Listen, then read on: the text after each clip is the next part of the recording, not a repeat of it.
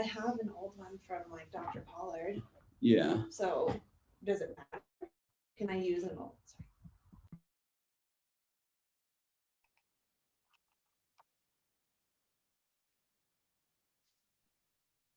How's everybody doing today?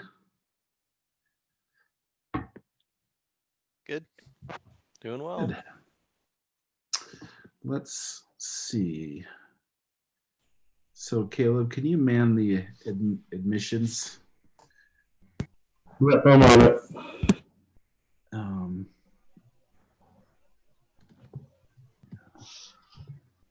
Okay, so where did we leave off? Well, we were about to discretize our problem. We're working on this finite element method that's kind of built with splines in mind. So let's see. Yeah, so what we want to do, let's go ahead and refresh our memory on a few things. Well, maybe before we dive in, is there any questions on anything? I have a question, Mike, but I have to double check the notes to remember what it was. It came up when I was reading them. Okay. Did have one comment I wanted to make about to the people taking the class. There is a FERPA sheet. Go on to Learning Suite. Let's see. Let me share my screen here.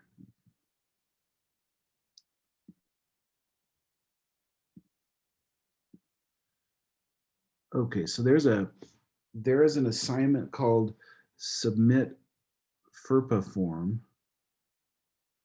And these, I need to have the BYU students either sign it or decline to sign it so that we can either, because I want to put these up on YouTube. And so I need to get permission from students who may appear in the videos or their voices or whatever, that's okay. So let's see how many BYU students I have on here. I think most of them are here.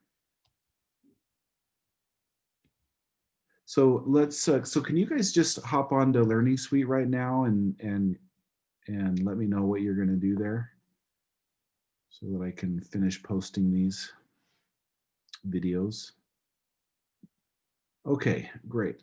Let's go back to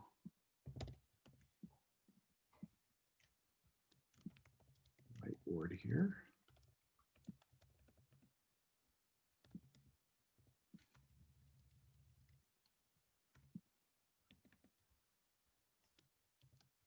All right, so we've got the following. Let's write down our Galerkin approximation because that's going to be our starting point today.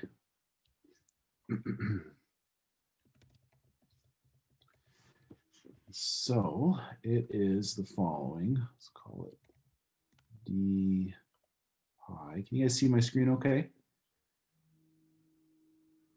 Yes. Yep. Okay. It's going to be mostly derivations today, so please stop me if you have any questions. So this is the Galerkin form I'm going to write down to refresh our memory. So we have an integral over the domain 0 to L. That's our bar. Delta U H comma X, derivative.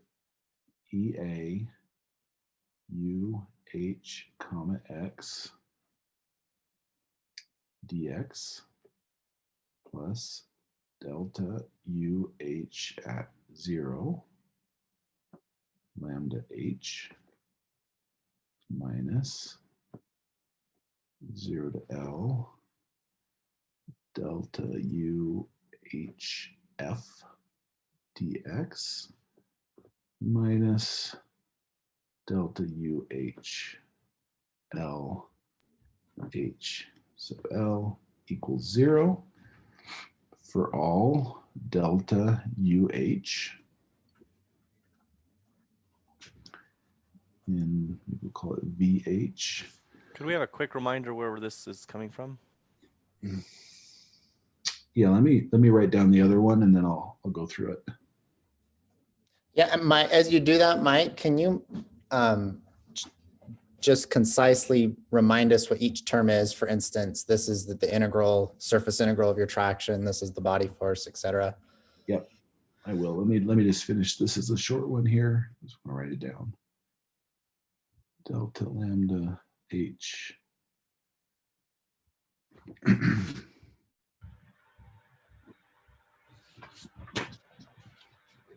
see, U 0 minus U naught.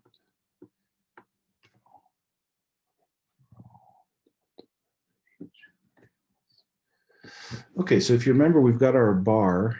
We have this bar here.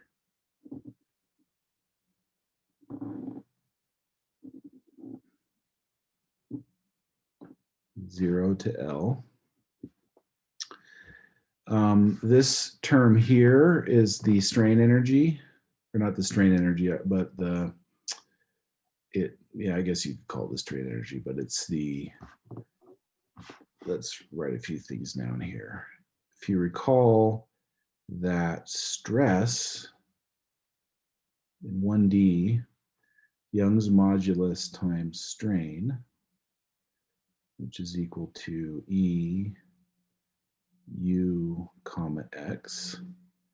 So what we have up here is essentially the variation of the strain times the stress, and then just scaled by cross-sectional area factor. So this is stress times strain in here, right? So this is like the kind of like the work done by the strain. Then what we're doing with the Lagrange multiplier is we're enforcing at the left end, we're going to enforce some constraint U naught. We're going to enforce a displacement constraint at x equal to 0. And then we're going to apply a traction H sub L on the right end.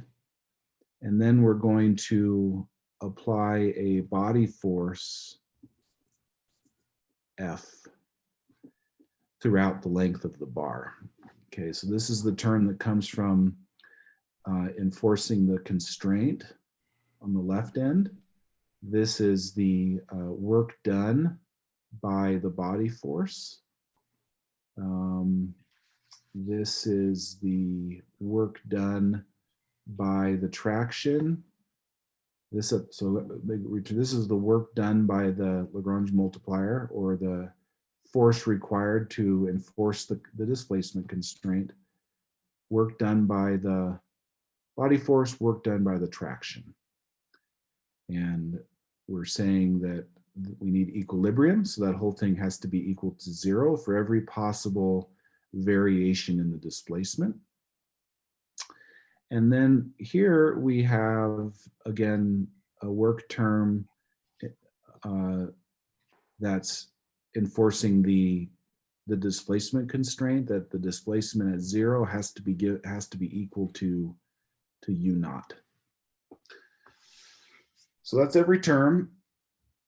It's just equilibrium. And it's just an equilibrium statement. And that's what we call our Galerkin form, comes from our weak form. Did that answer your questions on what everything is?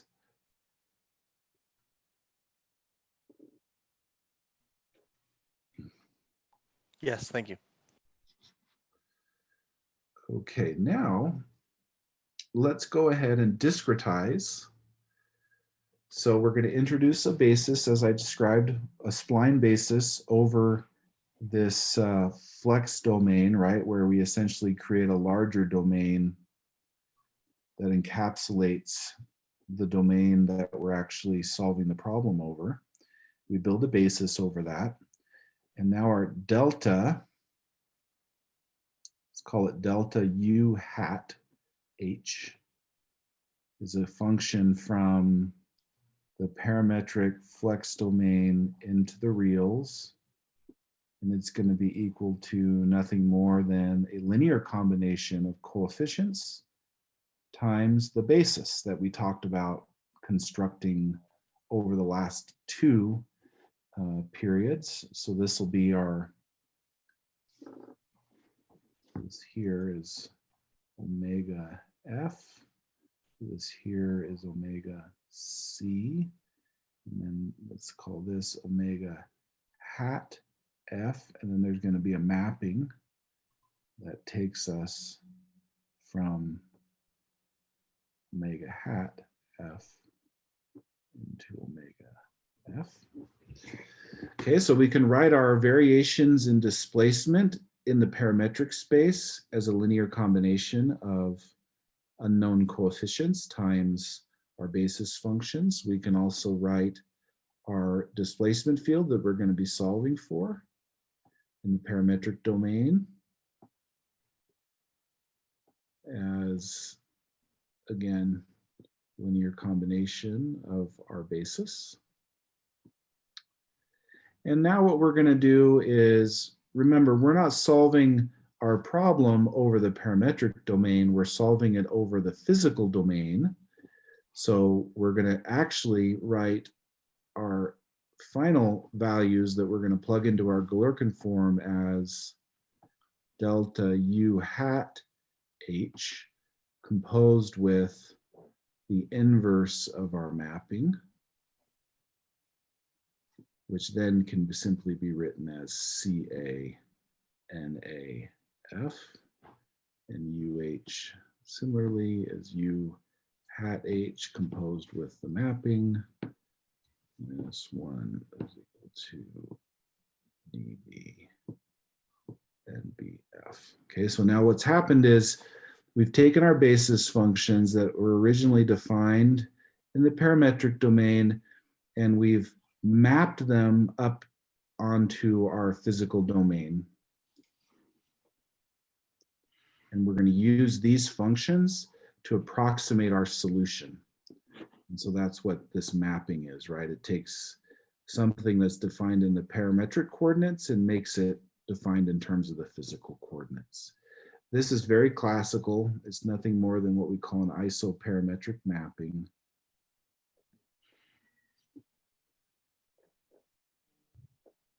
It's what, very standard practice that is done commonly in structural finite elements. Okay, now what we can do is we can take these expressions here and written in terms of our basis. This is like our culminating moment here. And we can take them, and everywhere you see a UH or a delta UH, we plug in those guys. I had like a bigger whiteboard here. So let me erase this. Okay, now let's talk about our Lagrange multiplier. We also need to discretize our Lagrange multiplier.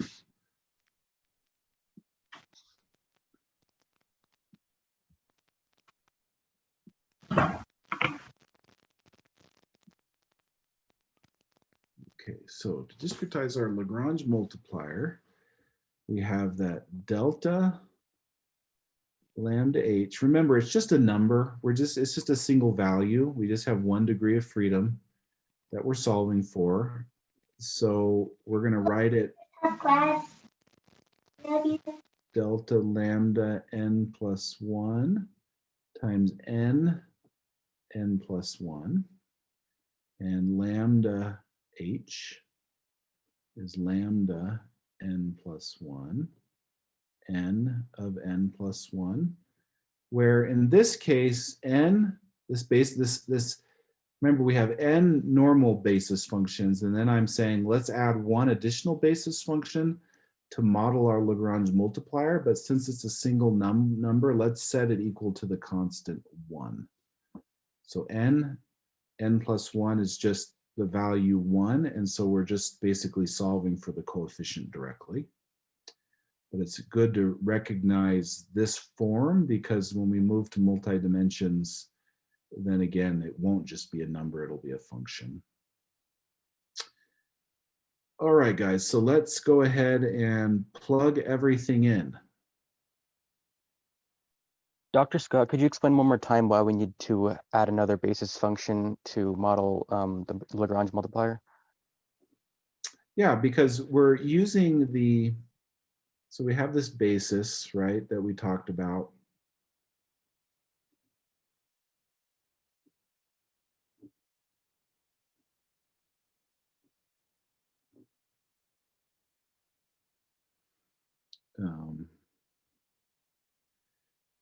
We're calling these NF. So we have like N1 through NN of these guys. We're using these guys to create what we call for our displacements, the space where we're looking for our displacements, right? Remember, we're looking for our displacements in a space, and then we're going to look for our Lagrange multipliers in another space. And so we actually need a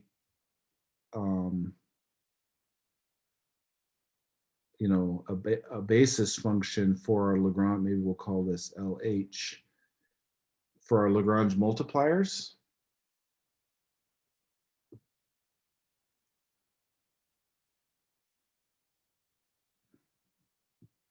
But in this case, we have our bar in here, right? And we're enforcing that U at 0 is equal to U naught with a Lagrange multiplier. But since it's just at a point, the Lagrange multiplier is just a number. We're just going to solve for the value of the force.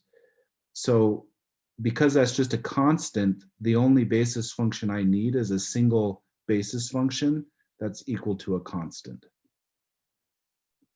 Yeah, thank you. That's what we're doing. But in general, let's say you have a domain like a multi-dimensional domain, and let's say you wanted to enforce a constraint on this entire boundary, then what you're going to do is actually build another basis. You'll have your basis on the interior, and then we'll have some basis functions that live on the edge, and then these will actually form a space LH. In this case, it's so trivial that it's just the space of constant. It's just the real numbers. It's just the constant values.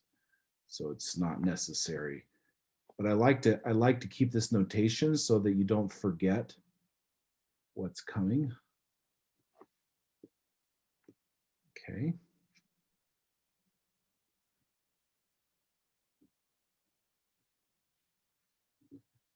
All right, so let me erase this and let's plug everything in.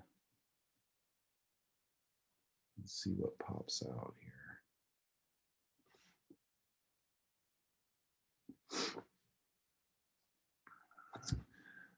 All right, so we're going to end up with these equations. So sum on B of integral omega f chi c x a comma x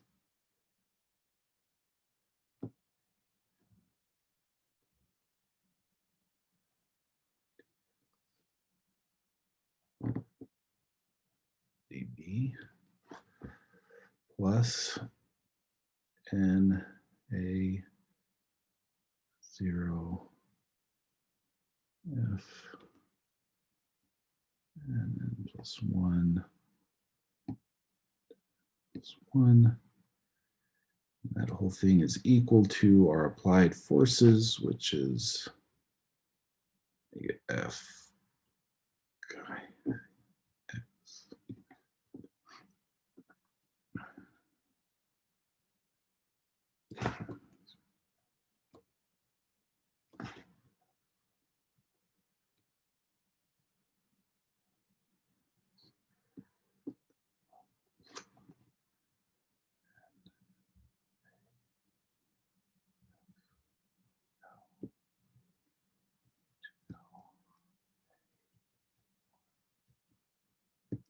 10. So there's our first set of equations.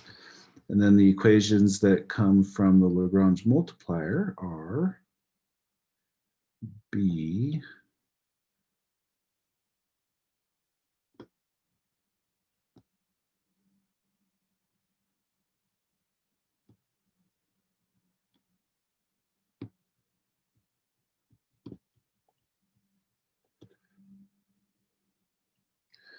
Okay, so where does this come from? Well, all we did was everywhere you see delta UH or lambda H or delta lambda H, we plugged in the linear combinations and simply rearranged the sums. So I'd encourage you to go through in fact, I think I require you to go through the algebra there to make sure that you can do that. And then you get these equations. So let's talk a little bit about them. Okay. So notice what I've done. I have replaced everywhere that you have an integral over the CAD domain. What I've done is I've approximated that integral with an integral over the flex domain, where I have what's called an indicator function, where this indicator function is equal to 1 if the point is in the CAD domain, or some small value epsilon if it's not in the CAD domain.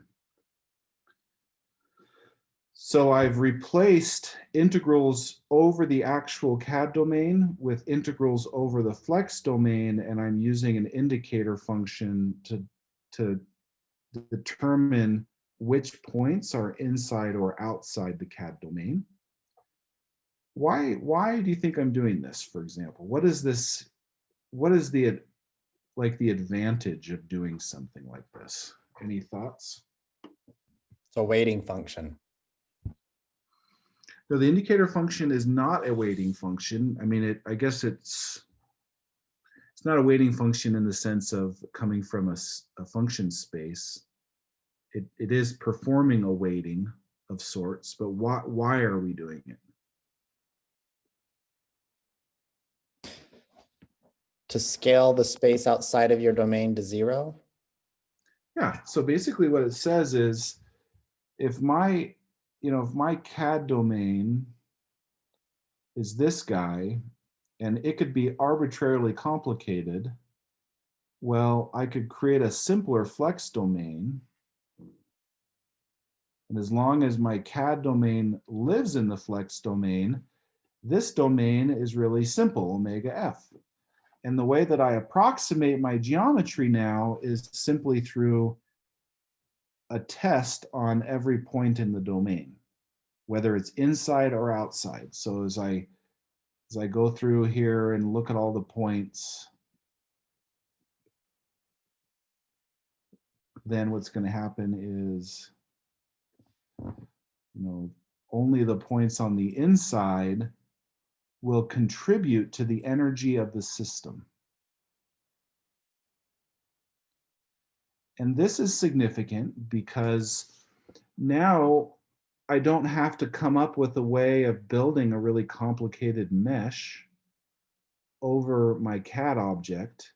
I can always kind of cop out for a simpler domain, omega f.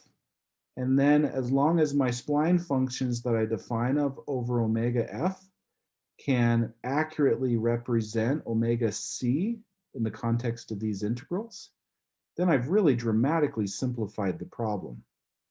And this works really well with higher order splines because of their intrinsic properties. And so that's why I say we're really building methods with some foresight into the fact that we're going to be using splines. Okay, any comments or questions on this? This is kind of a big thing here, a big deal. You So mentioned go ahead. you mentioned that epsilon was supposed to be arbitrarily small. why can't we just make it 0? So theoretically, right, if epsilon was 0, that would be nice because then I could remove this approximation and it would be an equality, right? Right. But what ends up happening is if you drive epsilon to 0, the discrete linear systems become very poorly conditioned. And so in practice, what we do is we set some epsilon value close to machine precision 0. And what it does is it regularizes the problem. So it's basically a numerical, this is essentially a penalty. Epsilon is kind of like a penalty where we're penalizing all of the domain that's inside of omega C and trying to like throw away everything else. Okay. And so is epsilon ever like algorithmically defined, or is we just arbitrarily like hard coded in? Yeah, And it just say, has to be something small. Like usually people choose somewhere like 10 to the minus 8 to the minus 12, somewhere in that range. Okay. And it just regularizes the problem slightly, makes it a little smoother and easier to solve. Mike, can you comment on the limiting case of doing it this way versus a conformal mesh in terms of your error? Well, in asymptotically, this is a Galerkin method. You're going to converge to the exact solution. Like there will be no difference between, if you have an infinite number of basis functions, there will be no difference between this method and a body fitted method. Sure, but in practice, we're rarely even in that asymptotic regime, right? So in practice, you're going to engender, if you were to use like linear basis functions, you would engender quite a bit of error along these boundaries. But what we find with splines is that error is far superior to what you would achieve even with body fitted traditional FEA. And in fact, it converges, all of the boundary quantities converge optimally. At higher order rates, all of the quantities converge optimally on the boundary. Just for one dimension, or is that true in? Yeah, it's true in multiple dimensions. Yep. So how do you evaluate your functions outside of omega C? Well, remember, omega F is the domain that we construct. Mm-hmm. So omega F is just, you pick what that domain is and you construct your basis functions over it. And then what you actually do is you're going to integrate, we'll get to this in a minute, you're going to integrate omega F, not omega C. And every point you just run through this indicator function here. So I guess what I mean, like so the integral that you have at the bottom there, you're like just integrating, you're calculating the area of the omega C. What if you're trying to integrate a function over the domain, but that function was only defined on omega C to begin with? So what do you use as the definition of that function outside of it? Yeah, in fact, we do it right here. Like, let's look at this guy right here. Right, because here's our body force. It's defined over the geometry, right? The CAD geometry. So it's a function of X. So all you do is you integrate. What we're going to do is we're going to do a change of variables. We're going to pull this, I'll do this in a minute. We'll pull this back to the parametric flex domain. And then what you'll do is let me pull this out a little bit so you can have a little more room. This will become F X F of XC. Then you just have, so this F is defined over this domain. Mm-hmm. In terms of physical coordinates. So you map your parametric coordinate into physical coordinates, as long as, and then you test and you say, am I in the CAD geometry? And then if so, you simply evaluate your function at that physical coordinate. And if you're not? If you're not, you don't do anything, right? You don't do anything with it. Okay. Or you can set it to some arbitrarily, doesn't really matter, right? Mhm. At this point, when you're outside and this evaluates to some small number, Mhm. the actual values of these functions no longer are relevant. It's just a small value that you're using to regularize your system. I see. It's essentially like saying, here I have steel, and then out here I have jello. You know what I mean? Like, Mhm. it's like this has no stiffness out here. But there is still this, we call this, a term that's often used is the fictitious domain. It's still there, and we use it numerically to regularize the problem, but it doesn't disrupt convergence or accuracy or anything like that. Okay. Thank you. Okay. Now, would you want to do this if all you had at your disposal was like low order linear finite elements? What do you think? No. Probably not, right? So these methods that I'm presenting are built for higher order smooth splines. So the reason we're making this trade-off between the simplicity of constructing our flex domain, we're basically trading out the complexity of our CAD domain for a simpler flex domain. But because there's no free lunch, you engender a penalty, an error, because you no longer capture boundaries exactly. But using higher order splines, that error remains so small that from an engineering perspective, you're still far better off than you would be if you used body fitted traditional finite elements. So that's the game we're playing. That's the game you play with splines here, right? The whole point, one of the big points of this whole exercise is to try and overcome the challenges associated with building models, because that is the big issue in the industrial application of finite elements, is building the models. That's where most of the expense is incurred. And so we're using splines to directly address that issue right from the outset in terms of the formulating of the methods. Hey, Mike, when you make those conclusions about how splines are better, I'm noticing in the equations that you wrote down, you're taking a derivative with respect to your basis function NA. And when we're talking about continuity, is that kind of where you're, basing some of your conclusions off of the how valuable splines are? Is it like, oh, there's a derivative in our equation, therefore we need smoothness, which splines capture? Is that where you're? Well, even if you had linear finite elements and you took a derivative, these are still L2 functions, right? So you can still integrate them. If you have higher order splines, though, these derivatives are then still higher order smooth splines.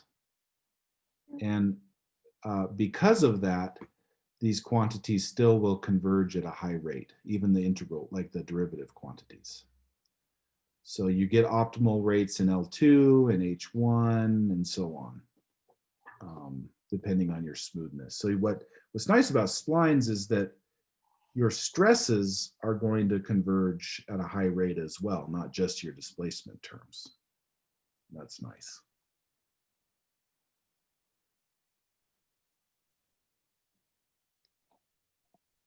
So I have a question. I assume that you have the option of either using this fictitious domain approach or not with spline approaches, right? Yeah, and in fact, you notice the way that I formulated this problem is that the only requirement is that omega c needs to be contained in omega f, which means that omega c can also be equal to omega f, right? So, or you could have like one boundary, like let me erase this, and let me erase part of this. Let me give you an example. here. Like consider a classic problem like the plate with a hole. So, you know, this classic problem where you've got then a traction up here. You have symmetry here, and then you're looking for the stress singularities that pop out at the corners. With the method I'm proposing, you could go ahead and build, you know, like if this is your radius, so here's your radius R, you could go ahead and build a spline that looks like that. Right, so this omega C, maybe I should change colors.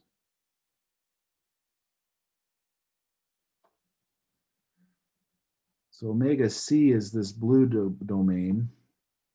It's the plate with the hole, right? But we're solving the problem over an exact cylinder. That's our omega F. And the point is that notice that this boundary here is the same between, you know, omega C is contained in omega F, but in fact, you're capturing this boundary that you care about, you're actually capturing it exactly in this method. So is there any advantage to doing that over just making omega F be a square that contains everything? Yeah, there's a huge advantage, like a huge advantage. And maybe I'll put together some results. We're working on some results to add to the lecture notes where if you can create your flex domain so that it mimics kind of the bulk geometric parameterization of the problem, you get the same with higher order splines. You're almost very close to being as accurate as building a body fitted mesh with dramatically less effort in building the computational model. Yeah. So I guess what I'm getting at is that there is going to be some error introduced if your fictitious domain mesh doesn't conform to the boundaries of your body, right?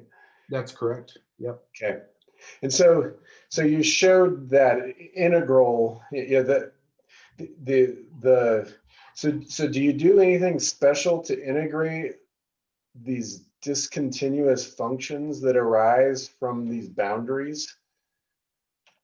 We have special quadrature schemes that we use because the functions are nearly discontinuous depending on the value of epsilon. So yeah, but if you have a sufficient quadrature scheme, these methods, in some sense, they for a smooth problem over omega C, they converge optimally, which is surprising.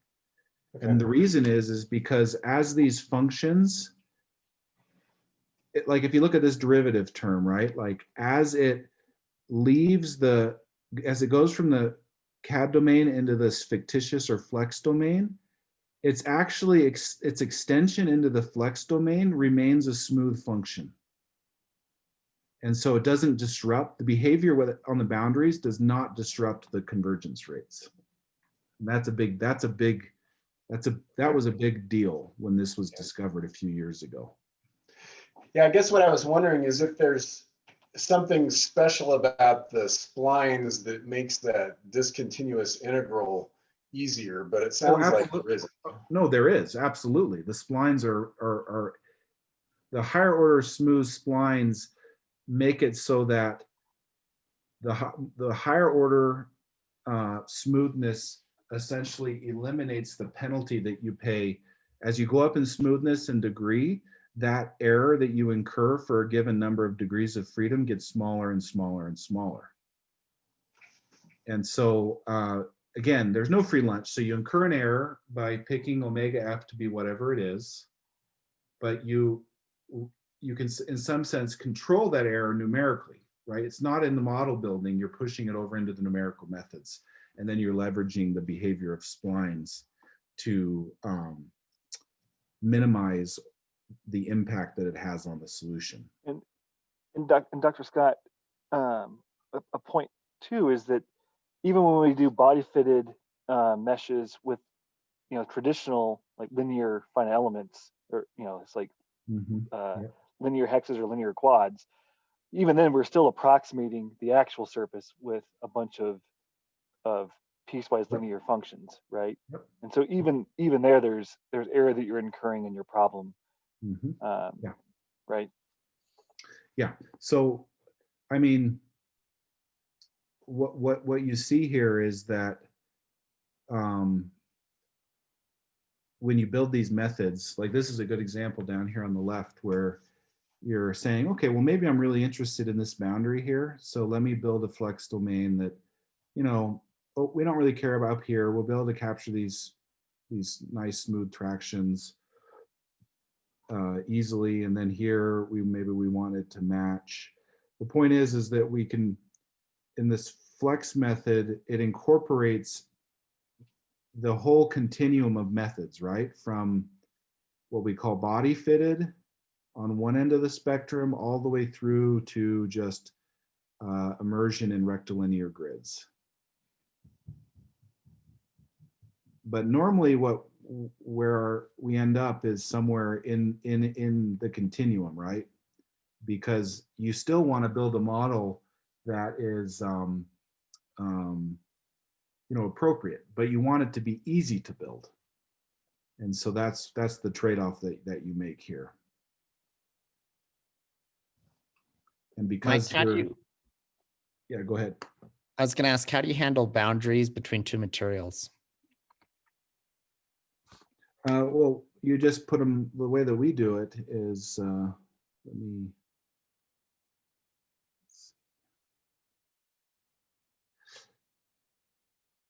is this.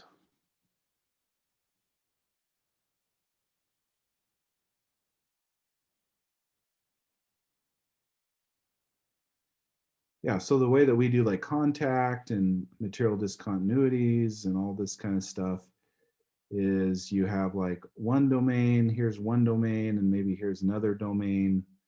They actually each are in their own omega F. So here's omega F1, here's omega F2, and then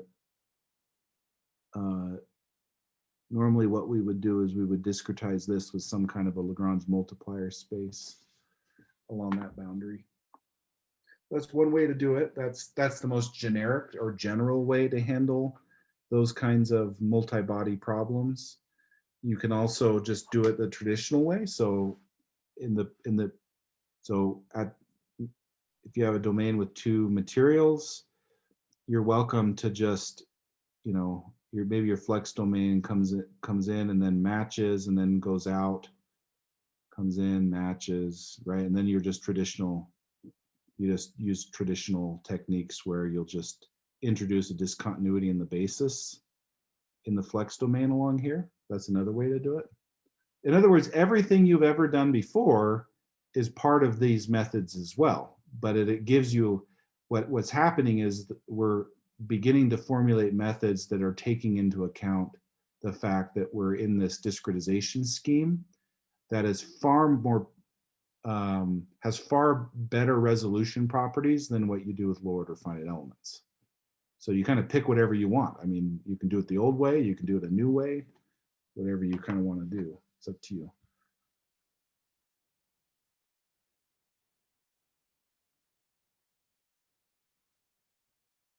Okay.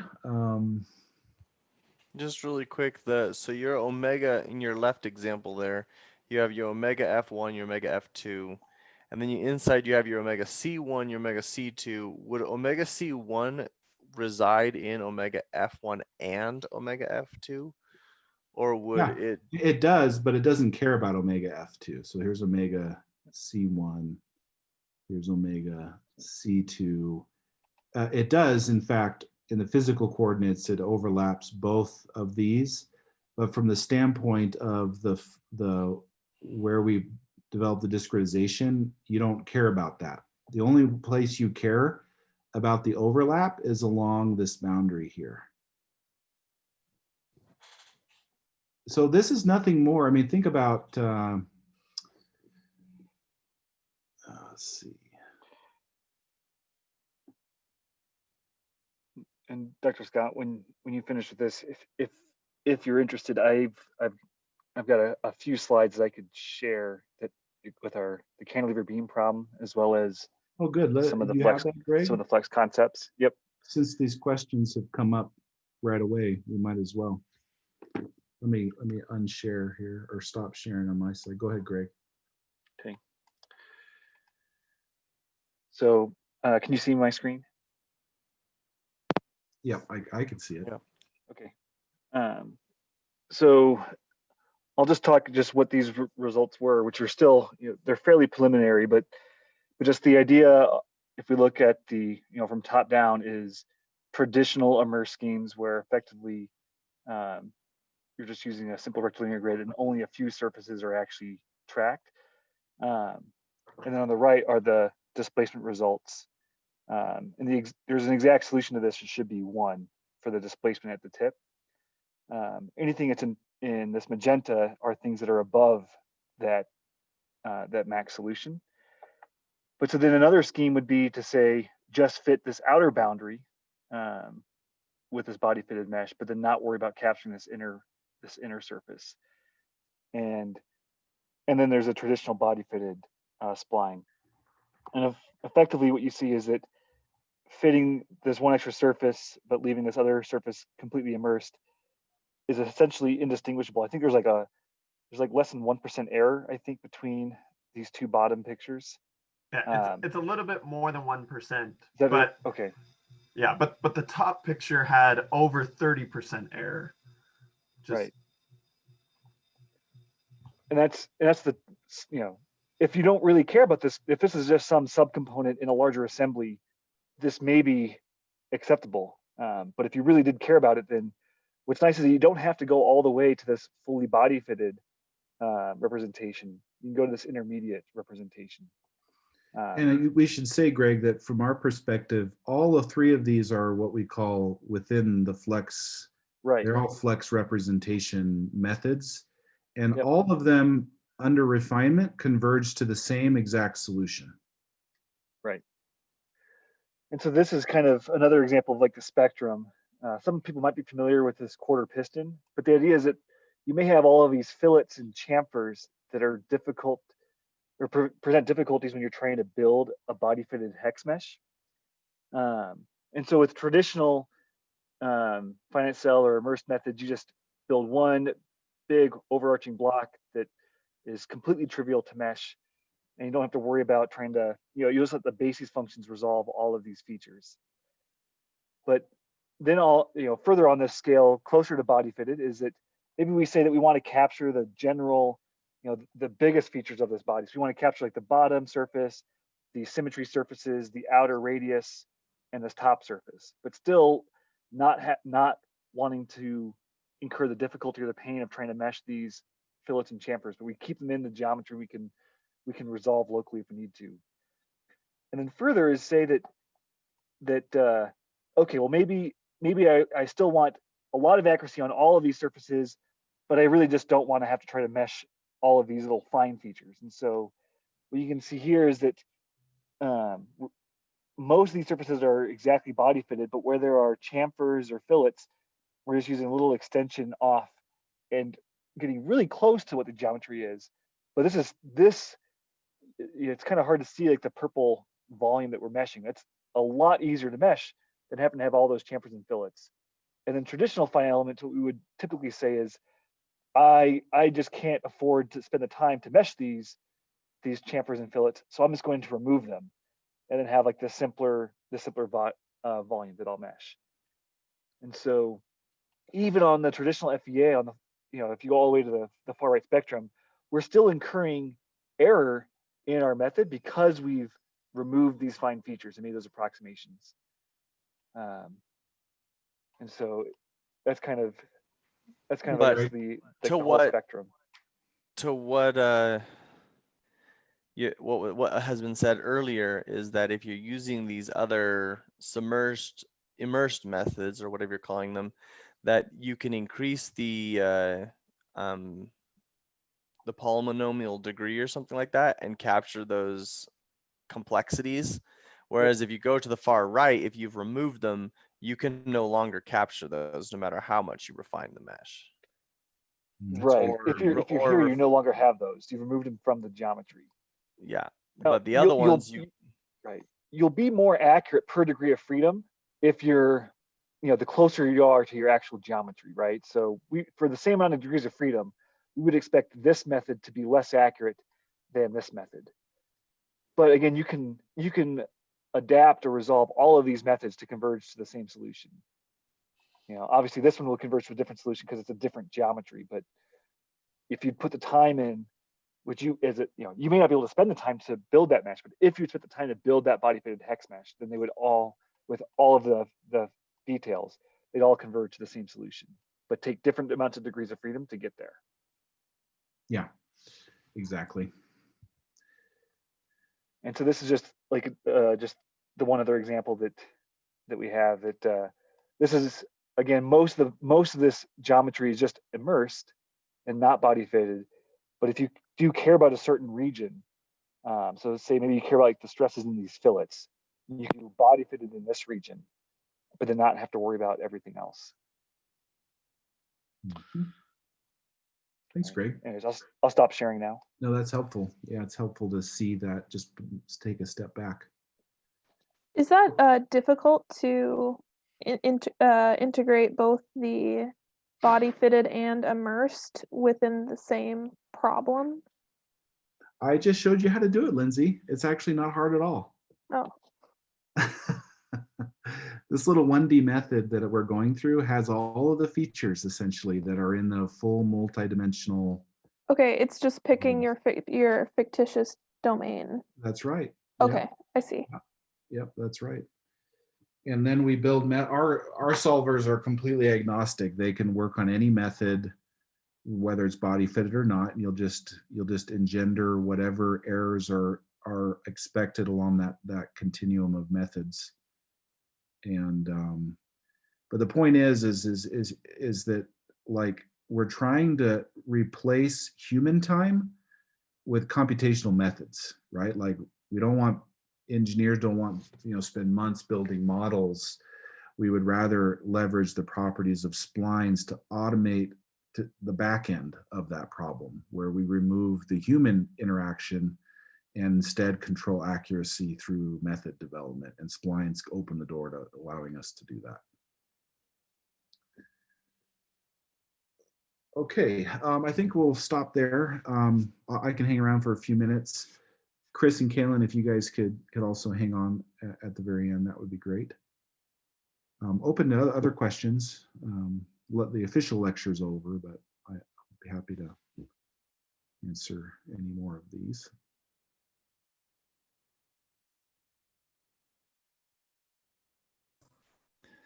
So Sorry. Dueling questions. So in industry, we would typically characterize the easy button as just throwing a bunch of tetrahedral elements on something that is a complicated geometry. Have there been any comparisons on this immersed method with using hexahedrals in comparison to just sort of a brute force tetrahedral meshing? Yeah, so for the same number of, like, for the same level of accuracy, I mean, we're talking multiple orders of magnitude fewer degrees of freedom for these methods. Yeah, the answer that I would give, if I can chime in for just a second, Mike, I would say the difference is that we can pre-compute the quadrature rule that will give you the accuracy you need, and we do that once. You compute the quadrature rule that you're going to use for your problem, and then you use that same quadrature rule throughout the entire simulation. And so you have far less elements, and you still get that fine accuracy on the boundaries that end up being immersed or cut by by the flex domain. So compared to like a TET mesh, which you would need, you know, far more elements, I mean, orders of magnitude more elements to resolve that. And every single step you have to you have to go through all those degrees of freedom, but linear solve is way bigger. And so the whole process just gets way more expensive when you have those increased degrees of freedom. Yeah. You also, if I might chime in as well, that with tetrahedral elements, you know, if I'm doing a heat transfer problem, just like, you know, steady state heat transfer, and it's just linear, I mean, honestly, I'll probably just throw linear tets at it because I know that those are sufficient for that problem. And it is like the easy button. Where tetrahedral elements start to really suffer are on nonlinear problems, due to the just generally the quality of your mesh with tetrahedral elements will almost always be less than you'll get with hexahedral elements. And so they're more prone to robustness issues with element inversion, especially once you talk quadratic tetrahedrals for structural mechanics. They're conditioned, so because they have poor quality and you have more of them, you have poorly conditioned linear systems. They take longer to solve. Your Newton methods are based on doing a lot of linear solves, and so they just tend to be brittle when you go that approach for nonlinear problems. And so I think that's really, I think, a lot of the value behind these flex methods is that they're robust for these nonlinear problems. And also a lot of our customers, Clint, they want CAD to be like the master, and they want methods. They're moving away from this meshing idea where you're changing the geometry or defeaturing, and they want a way for a designer to update the CAD and then immediately compute a solution. And the meshing process should be basically invisible. And defeaturing is not acceptable. This is especially true with our automotive customers. They simply do not want to remove any features anymore because they can't get the accuracy that they need to understand their engineering designs. And so this method essentially allows you to never defeature anything, right? The CAD is, you don't mid-surface, you don't need, we can do beams and shells, we know a lot about that, but I'm not even sure that that's going to be necessary anymore, frankly. Okay. Yeah, we've had the sort of the same experience with one of our customers demanding we analyze one of our products with it fully featured. And I think the only really, because of the geometry of the components, it sort of necessitated the brute force tetrahedral element approach. And it took us, in some cases, three to five iterations of convergence checks to get a converged solution, which can be a painful process. So if this is, so certainly I'm excited about the prospects of this. Yeah, so that's where in the whole field of isogeometric method, I mean, this is where the field is going. We're not kind of off in a corner doing this. This is kind of the way, this is how the field has evolved. These are the realizations that have been, the things that have been learned, is that this idea of body fitting with smooth splines is not really a very relevant question anymore. It just changes that the nature of those methods are just very different than what we're used to. All right, just in terms of like 10,000 foot view, just kind of planning out future technology and how using it in the industry, how far out do you feel these isogeometric strategies that you're kind of showing here are going to be able to be implemented fully into FEA code commercialized? Well, we're going to release our first commercial version of it in early spring next year. So, and that will be explicit, implicit, nonlinear contact, nonlinear materials. It's going to be fully integrated with Qubit and all kinds of CAD formats. So there will be a period, of course, of growth, but there's not really anything there's not really anything standing in the way at this point, from at least my vantage point. Yeah, Just- it feels like it's more about tooling at this point. Yeah. Yep. There's actually a really good, maybe Dr. Scott, if you wanted to add it to the references, there's a really good review paper on the finite cell method between there's the B splines versus traditional PFEM based finite cell. Yeah. Yep. That might be a good one to add to the references. I agree. Why don't you do that, Greg? Sure. You've got it handy. So we were talking at one of the lectures about isogeometric, and I don't remember all the terminology, forgive that, but you were talking about how CAD systems, you know, they're currently not using things that are really isogeometric, they're isoparametric, and that if they used isogeometric, then it would make it more simpler to do the meshing, or, you know, these methods that you're showing here with splines, they'd be more integrated with each other. Is there a CAD program that you're leveraging to be able to do that? Well, what this shows is actually we're moving in the opposite direction, Eric. We're starting to now completely decouple the CAD representation from the method. So what that means is, who cares what the CAD's doing? The only question the CAD kernel needs to answer is this indicator function, which is just an inside-outside test.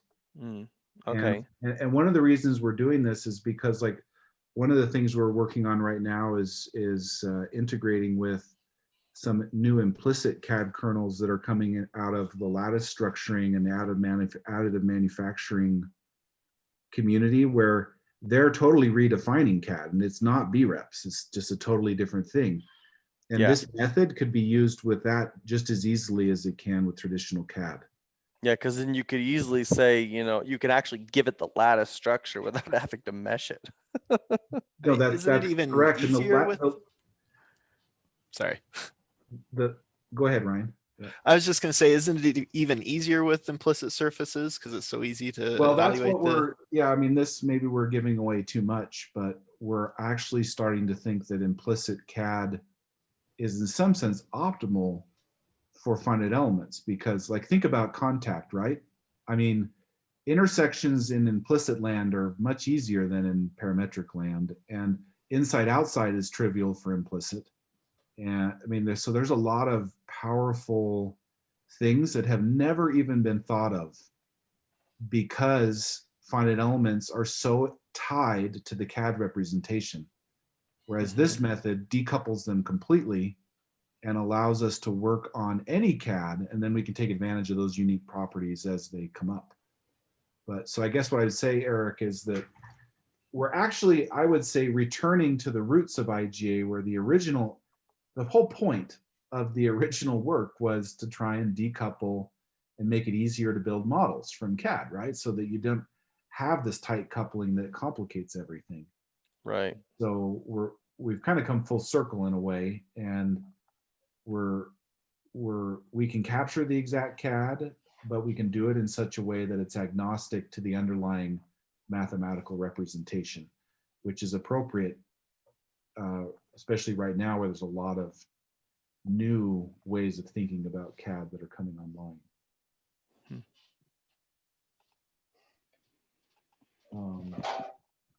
Yeah. Okay, anything else? Great discussion today.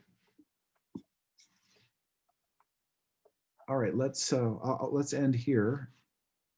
Chris and Kaylin, can you guys just hang on the line?